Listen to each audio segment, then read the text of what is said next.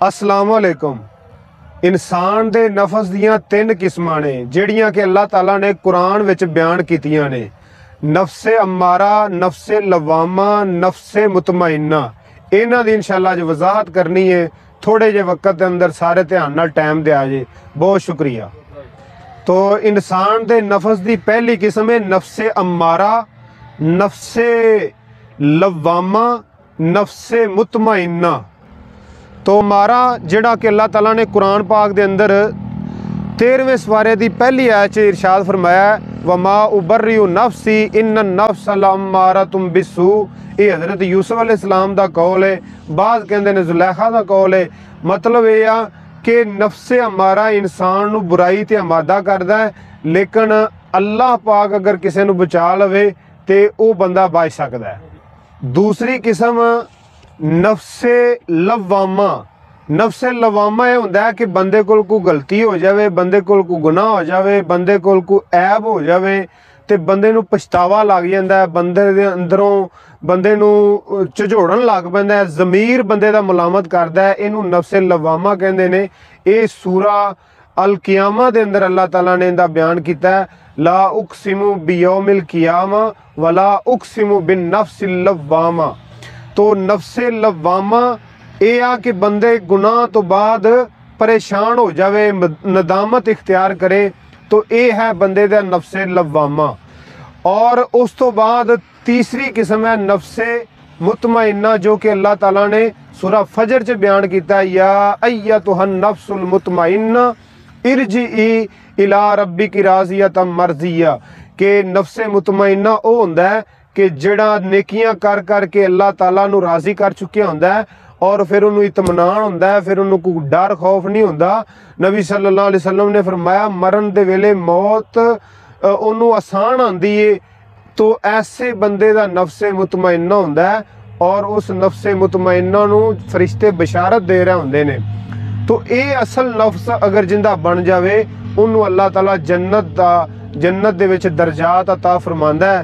तो मियाँ मुहम्मद जमील एमे फहमुल कुरान दे विच लिखदे ने, बयान करते हैं कि जिहड़े अंबिया ने ना, उन्हां सारियां दा नफस नफ्से मुतमइन्ना होंदा है। ते जिहड़े बाकी इंसान ने उन्हां विच दो नफ्स पाए जांदे ने, नफ्से अम्मारा ते नफ्से लवामा। तो नफ्से अम्मारा बंदे नू बुराई दी तरफ उभारदा है,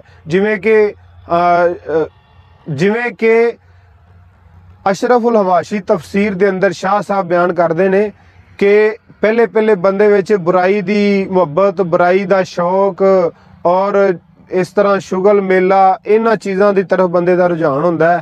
तो फिर आहिस्ता आहिस्ता बंदा जिहड़ा ना दूसरे नफस च दाखिल हो जाता है। बंदे नू पछतावा लगता है, यार मैं एवें इन्नी जिंदगी गुजार बैठा, एवें जिंदगी गुआ बैठा, शैतान दे आखे लग के मैं आपदी जिंदगी नू इतना ज़ाया कर बैठा।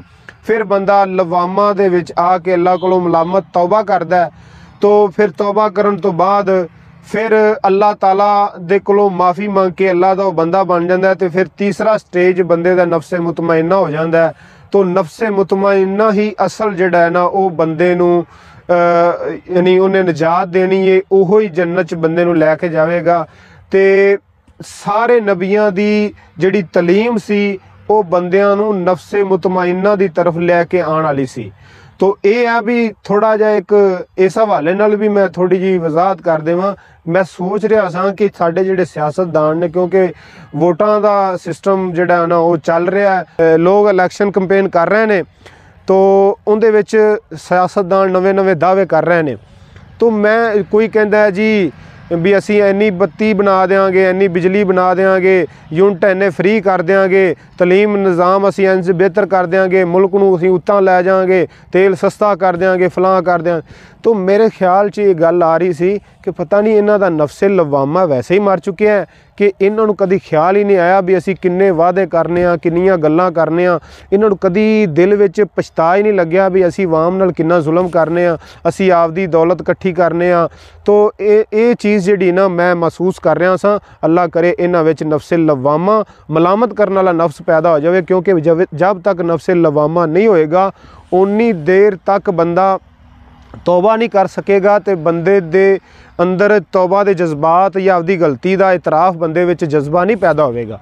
तो ये लोग आपकी गलती का इतराफ़ नहीं करते बल्कि नवे नवे दावे किए जाते हैं।